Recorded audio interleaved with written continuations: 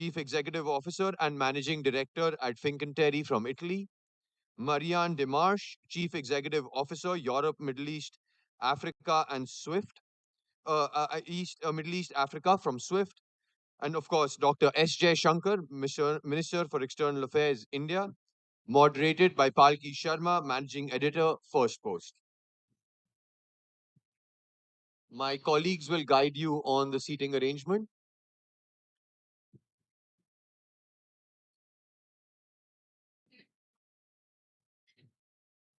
Sir, sir, sir, this is just.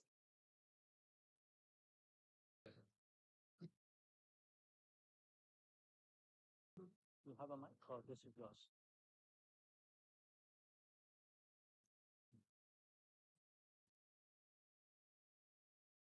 Palki, over to you. Thank you. Good morning. Namaskar. There's a running joke in the news media that Elon Musk is the co president of the United States.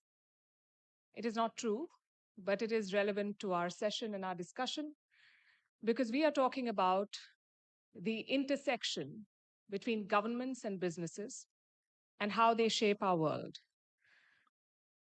We are in the middle of a major geopolitical realignment, and corporate entities play a crucial role here. You see Western companies banding up with Western governments. You see Chinese companies banding up with the Chinese regime. So it's not just country versus country anymore. It is a country plus its companies versus others. And this is not necessarily new. You may have heard of a certain East India company and you know how that played out. But in today's context, how will this new equation impact big power play and big power rivalries? That's what we'll discuss. We have a crack panel here. Good morning to all of you. Joel Kaplan, let me start with you.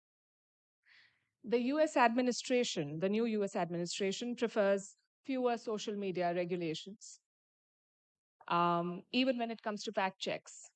And companies like Meta have responded to this by ending third party fact checking. But in Europe, social media regulation is a top priority. So, is that going to be the future of platforms like Meta, where you don't have a uniform policy or principle, you just operate or respond to the country that you're operating in? Well, first of all, Palki, thank you for having me on the panel. It's an honor to be here with the Honorable Minister and the other august guests. Um, I mean, there is obviously been a change in administration in Washington, and I would say the Trump administration does have a very different orientation towards uh, social media companies, but towards American companies and American tech in particular than the prior administration did. And while it's true that President Trump and his administration are much more interested in expanding the freedom of expression online than the prior administration was. I actually think that the bigger change, at least that we're experiencing as a company and as a sector, is that we have an administration in Washington that is interested in promoting American technology, advancing Western values in technology, and honestly defending American tech companies against what they perceive to be a discriminatory regulation targeted at them. That's something we've seen, particularly in the EU, over the last number of years, and I think it is a change and one that we're experiencing and are candidly quite pleased about, to have an administration that's prepared to defend American values online and American companies again against what we and they perceive to be unfair targeting. Um, when it comes to the changes that we've made recently around fact checking, um, we found that we know that people don't want to see misinformation on our platforms. It's not good for us. It's not good for them. But the system that we had put in place a number of years ago to deal with the third-party fact-checking program just proved to be too prone to political and partisan bias and had destroyed at least as much trust and credibility as it had built. And so we decided to replace that system with another approach that leverages the many different voices and people and diverse perspectives on our platform, a system called Community Notes, which is sort of like you can imagine, think about Wikipedia and think about the way other platforms have relied on community-based systems to provide more context and more information. We think that's going to be really promising. But will you stick to that even in countries where there's a repressive regime or stifling of free speech or human rights? Well, we're starting it in the United States. It's rolling out in the next couple of weeks. We're going to take our time to make sure that we understand how it's working and that we get it right, and then we'll look to expand to other countries. And of course, we'll take into consideration the different information ecosystems and news ecosystems that exist in different markets in different countries, and we'll make sure that we do it deliberately and carefully. Pier Roberto Folgiero, protectionism clearly is creeping up across the world, with the US becoming the unexpected flag bearer of it. How much of an impact will these trade and tariff barriers / wars have on trade volume and global trade? Good morning, everyone, and thank you for this invitation. And I'm very honored to be at the same panel with the minister. But let me say that what we are living is the geopolitics of shipbuilding. You know, we are shipbuilders. We build ships in 5 continents. But all of a sudden, the world realized the geopolitical power of shipbuilding. And you know, Western countries abandoned shipbuilding something like 20 years ago. So the vast majority of ships in terms of tonnage are built in between China and Korea. So all Western countries are rethinking the strategic importance of this industry. US, first of all, and China is somehow having a long-term view on the importance of the maritime economy, starting from shipbuilding as a building block, moving to logistic business, all the way to owning port infrastructure. Now it's time to rebalance all this. What remains in Western countries is technology-driven shipbuilding.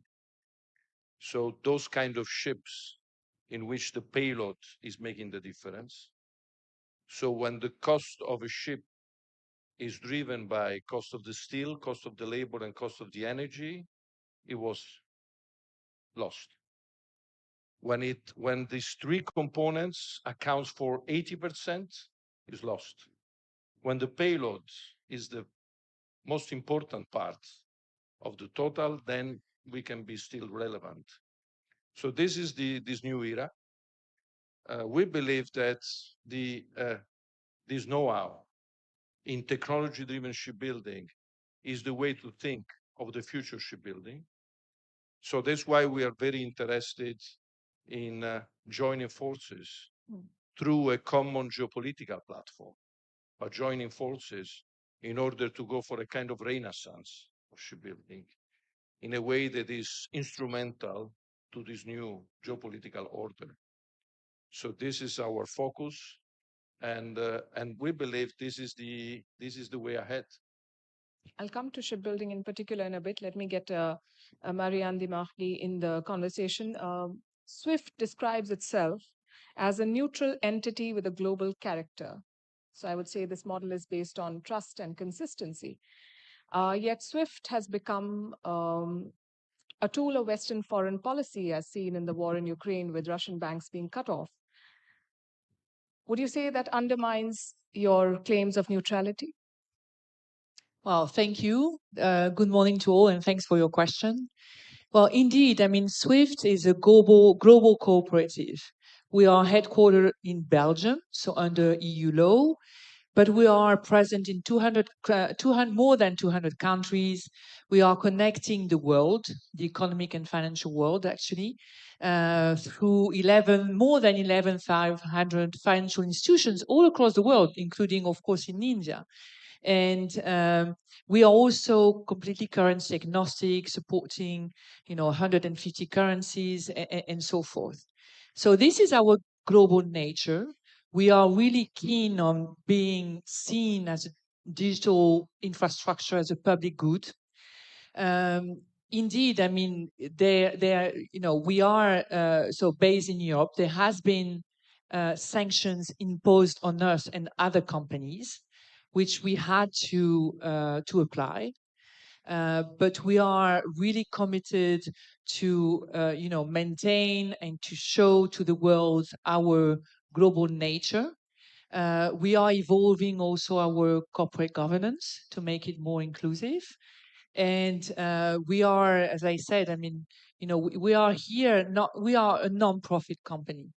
Okay. And as a non-profit company, we're not maximizing on revenue. What we are maximizing on is to ensure that we maximize the value of what we offer to the global ecosystem.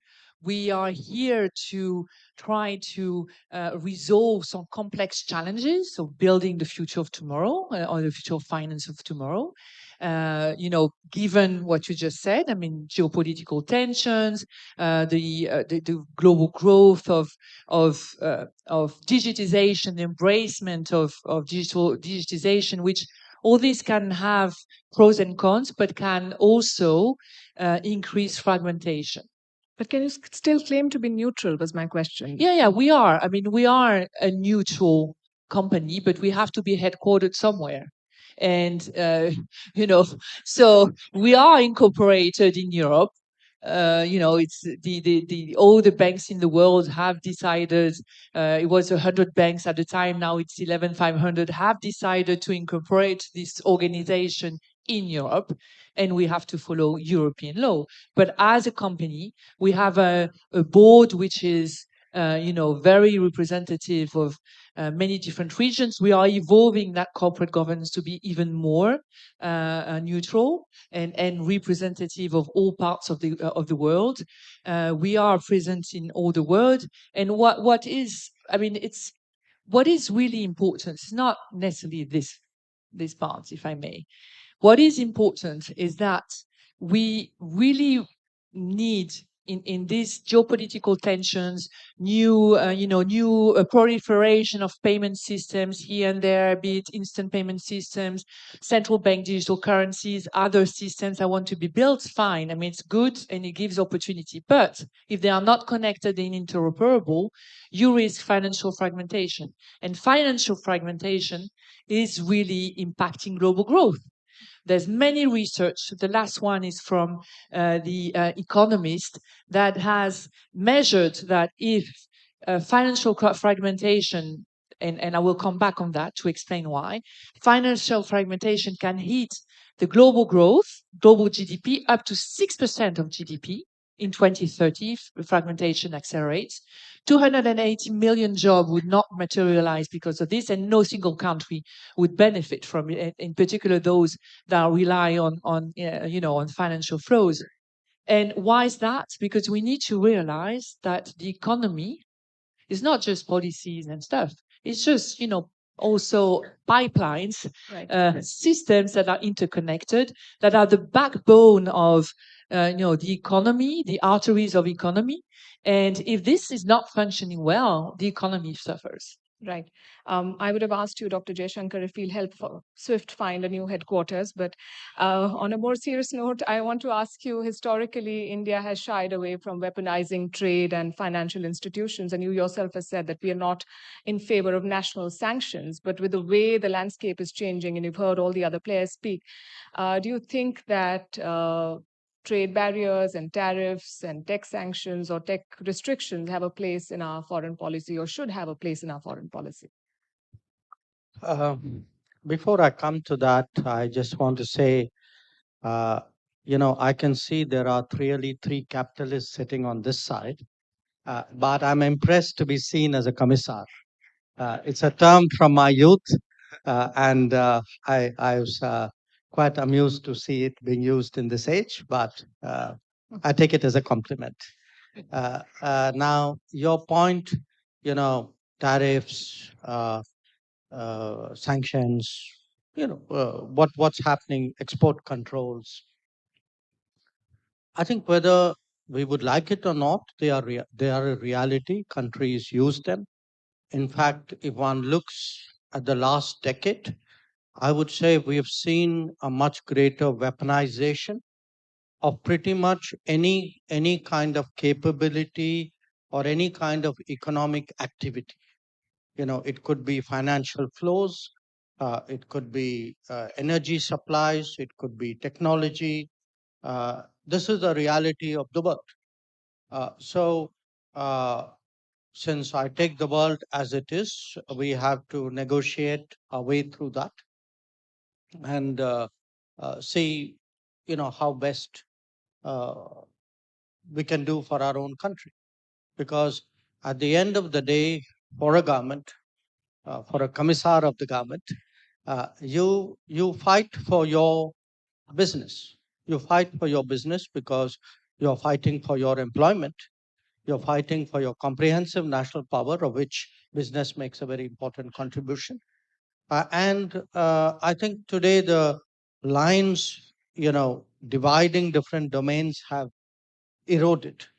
And I think overall, if you see in international relations, I think it's a less restrained uh, culture today than it was, say, a decade ago.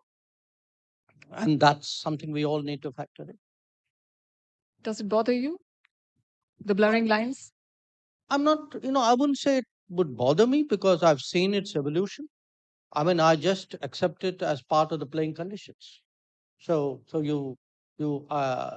mean, it's part of the assumptions. It's part of the challenge, and I would deal with it. Ideally, even leverage it where I can.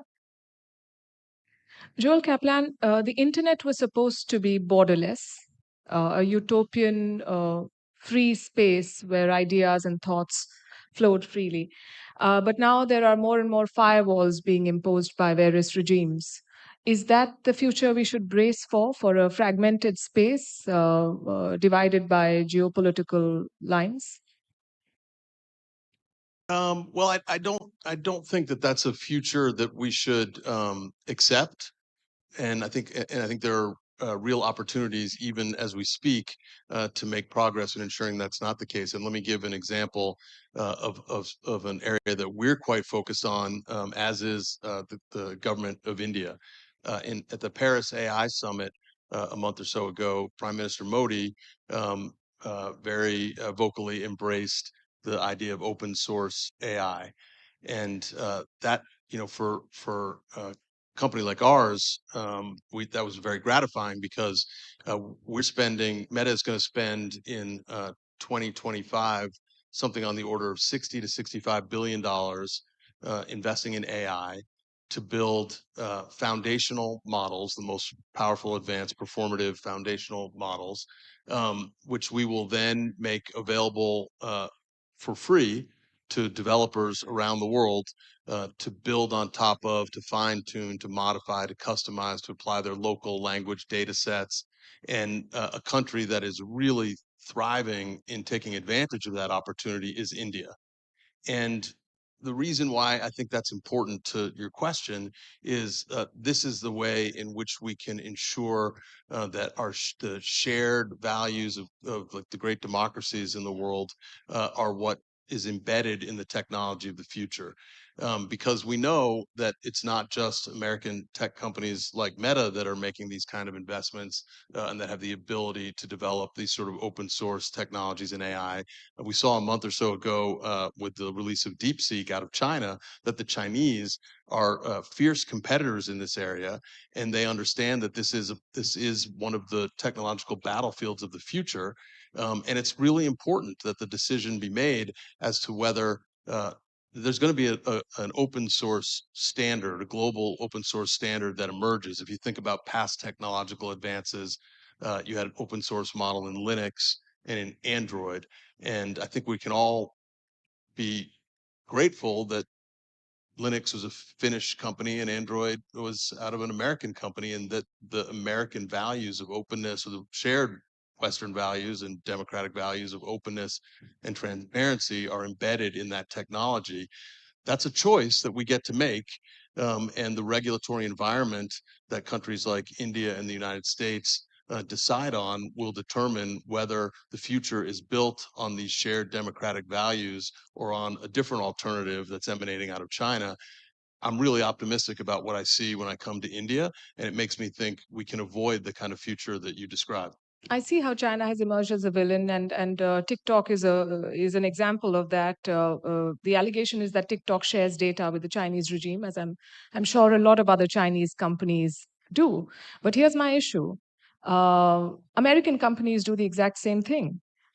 In the last 10 years, Meta, Apple, and Google handed over data from 3.1 million accounts to the US government.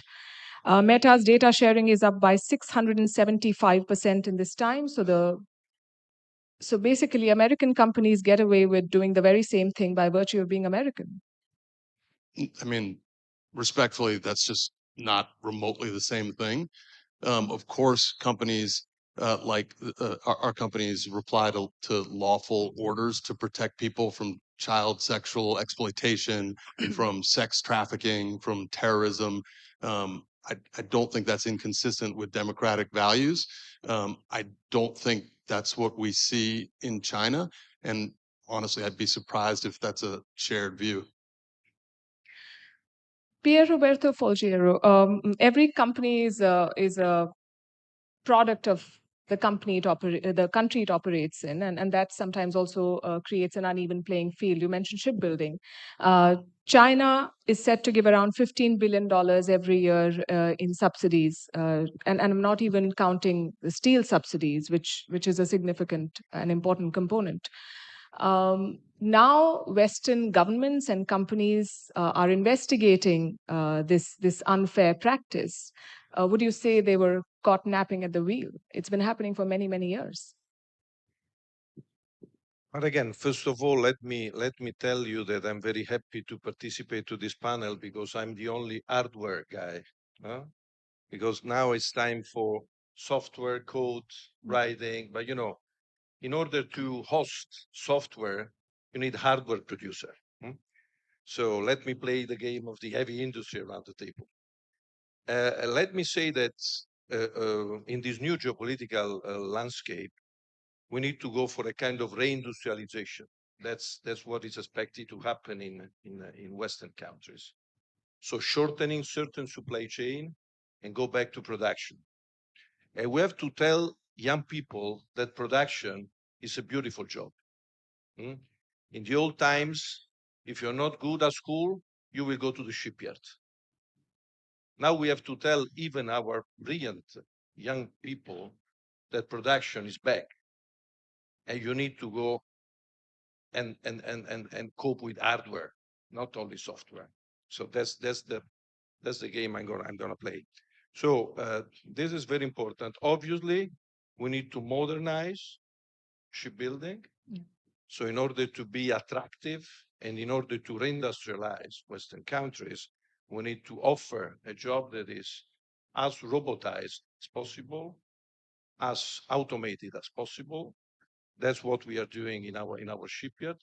So yes, you need tariff in order to protect yourself, but at the same time, you need to reindustrialize yourself. And again, it comes from the culture of young people. It starts from there. Then it's a matter of rethinking industrial processes, injecting as much as new technologies as possible. Again, in terms of manufacturing, in terms of robotization. Basically, we have to implement in the shipbuilding something similar to what happened in the automotive sectors 20 years ago, 30 years ago. Obviously, mutatis mutandis, because there are a lot of we work in open field, so we don't work in chains, but there is a lot to do, a lot to do. So I wouldn't put not only the accent on the regulatory framework, I would like also to put the accent on the reindustrialization, from the culture of young people all the way to the processes, all the way to manufacturing scheme. And I believe in this respect, India can play a very important role, simply because in this renaissance of shipbuilding, India can start from engineering capabilities, coping engineering capabilities, and engineering capabilities with manufacturing of components, so supply chain, fabrication, and manufacturing of key systems that need to be installed in a ship, and third, availability of labor. So it's very rare to have these three massive skills in the same geography. And on top of it, there is a big domestic demand. So these existing condition precedents are associated with a domestic demand. And I believe that this is a long journey because, again, heavy industry is not software. So you need to be, slow biorhythms. That's the name of the game. But it's a process that is starting. And we are more than happy being the biggest Western shipbuilder. We are more than happy to get along with this renaissance of shipbuilding and putting our technological expertise, because again, the ship of the future is not a hull made of steel, it's a system of systems. That's the concept of technological ships. So we are more than happy to take all these historical roots of the country and associate with our geopolitical bloc expertise and joining forces. Right. Mariana Demar, Russia and China are said to be exploring alternatives to SWIFT, and that is 24% of the global economy breaking away from your network. Do you think they can mount an effective challenge to SWIFT? Also, SWIFT was envisioned as part of a global financial infrastructure, and that was underpinned by a globalist US and the near monopoly of the dollar, both of which cannot be assured anymore in the given circumstances. So, do you think that they have a future, or do you think that the world will explore alternatives? Yeah, thanks. It's a very important question. Thank you. Well, actually, is what I was saying. I mean, you have geopolitical on one side, you have technological innovations on the other side. For instance, central bank digital currencies, so a new way of moving value across the board. So you have different factors that drive fragmentation. Fragmentation meaning, indeed, I mean, some financial systems that may at some point be completely disconnected. And that will happen. I mean, it's already happening. And that's a fact of life, I would say. But what is our view is that, global trade over the past has been a fundamental driver of growth. And how has it been? Because of and thanks to the integrated financial system we have built all together. So a secure, trusted, a really reliable, but also connected and interoperable, as I said, the arteries and backbones of the financial economy. So our role in this will be, and due to the fact that fragmentation hurts badly the global economy, our role will be to maintain the glue of the ecosystem. Okay, we are interconnecting the financial ecosystem. We want to continue to do it with potentially these systems that, okay, there may be there's the Russian system, there's the Chinese system, which is not a competitor, by the way. It's just relying on SWIFT for the international part of the RMB. But there will be other platforms like central bank digital currencies. How do you want to a business to send payment to another business or another person in a country with a central bank digital currency which is natively created, but we're not connected. So our role will be to make sure that we interconnect to the different systems if the systems want it, and to ensure that the global trade, global flows continue to happen, and that we support global growth. So that will be important in the future, indeed. Right. Dr. Shankar, how do you see the weaponization of things that were intended to be global goods like SWIFT or social media or telecom? Do you think that undermines trust in these institutions? And does it push India then to explore alternatives, perhaps homegrown ones? Well, there are different ways of dealing with weaponization. One is to stay on the right side of the weapon. So, you don't get hit, others do. But the look, here's the reality. Uh, the world today makes business decisions, uh, factoring in national security in a manner in which it did not do so before, especially in the digital era. And two of them here, in fact, all of them here, in some way, are deeply involved in that. In the digital era, I think it's not just about cost, it is about comfort, it is about trust. So if you are today looking at this serious, at a strategic level, the business conversations, you keep hearing resilience, reliability, trust, transparency. So you want to do business more and more with those with whom you are secure. And your earlier point that everybody has, every partner offers some risks. Yes, but you would rather take the risks with those where your interests are not contradictory, then the risks are not that great, rather than those with whom your interests could clash or do clash. So I would argue today that countries, in a way, need a kind of a macro business strategy. And certainly, when you look at India, when we look at the world today, we see, we are involved right now in three big trade negotiations with the EU, with the UK, and now with the United States. These are our growth markets. These are our technology partners. This is where people go for education. This is where people go for tourism. These are, in many ways, our connectivity partners. They are our strategic partners. So when we make choices, it's no longer just efficiency and cost. I think there are non economic factors which I think increasingly influence business decisions. Sometimes you can be put in a situation where we say, let me devise something alternative because that is a compulsion of the day. But I would argue that's an aberration rather than than some kind of strategic desire to replace a particular system. I mean, if we can make the current system work for us, it's the smarter thing to do. Right.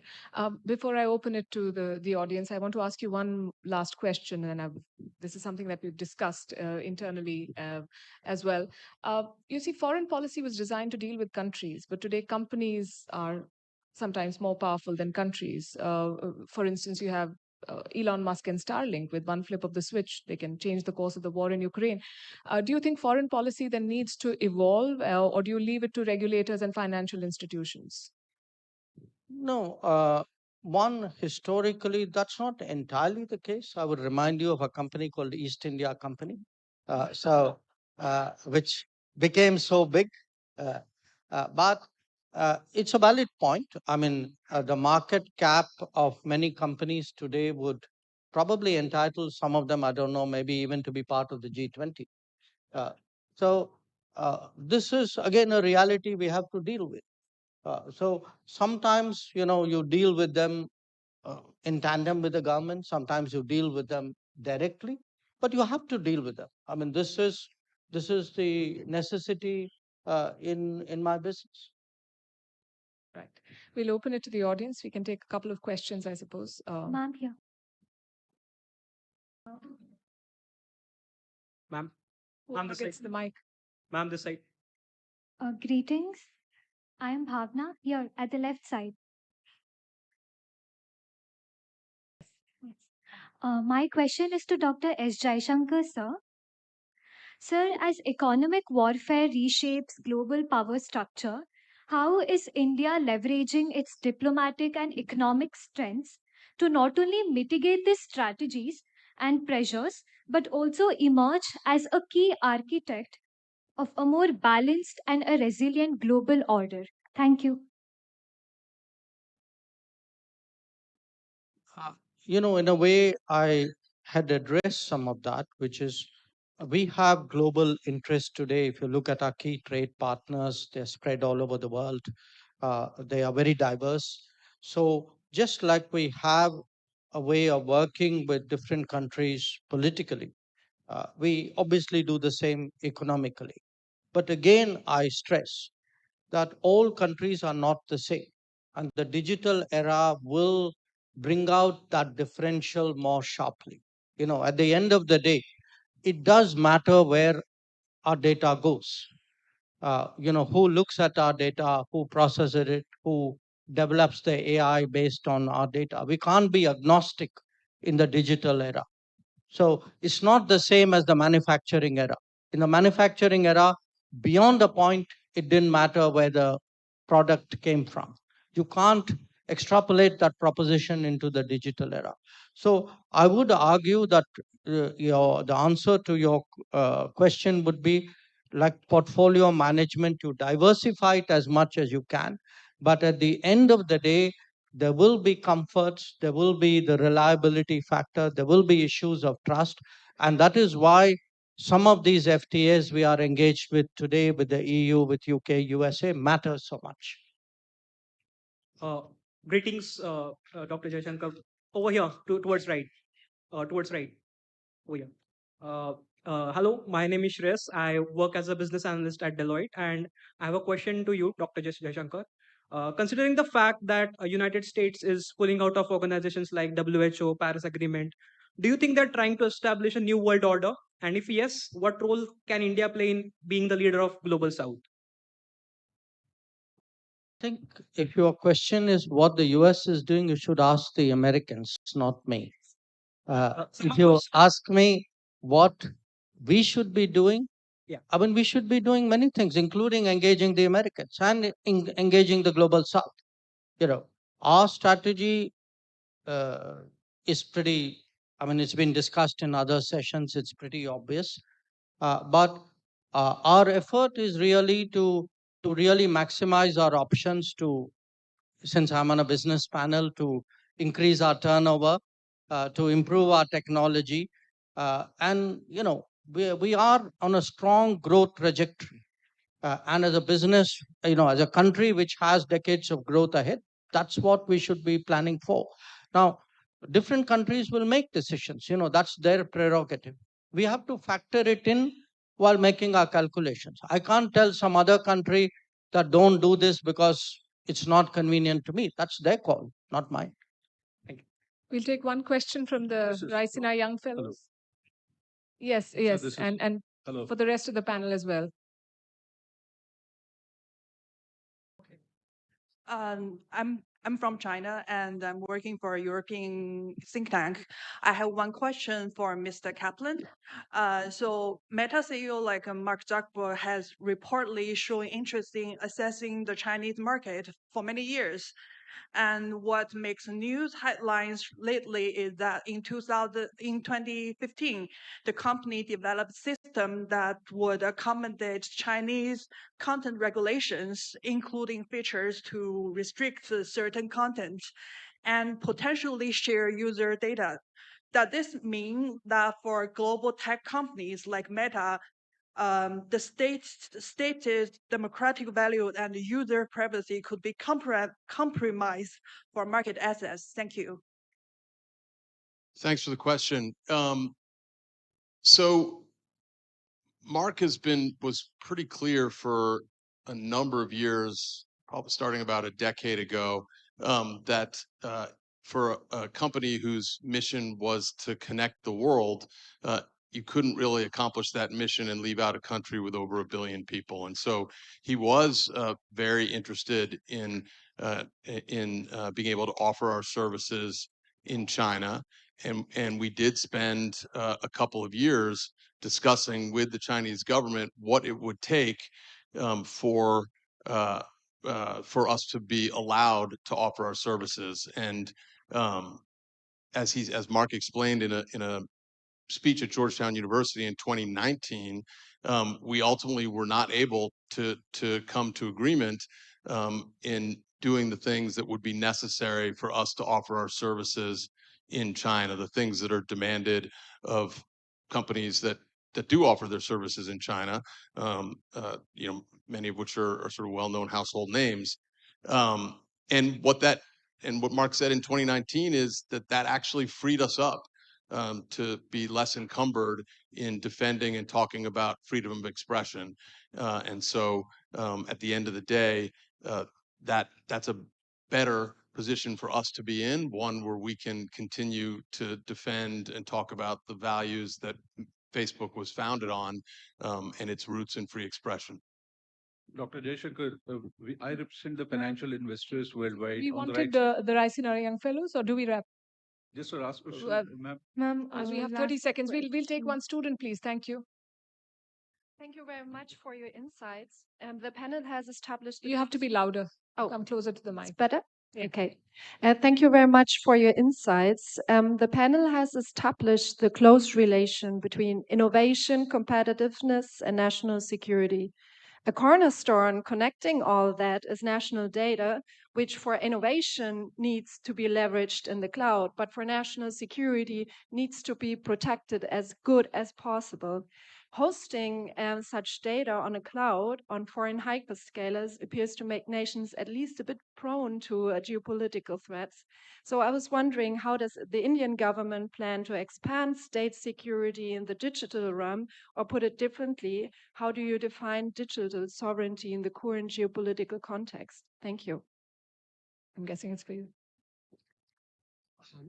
Well, look, I think people realize today the value of data, and yes, ideally, there's business or innovation at a global level, which looks again very neutral.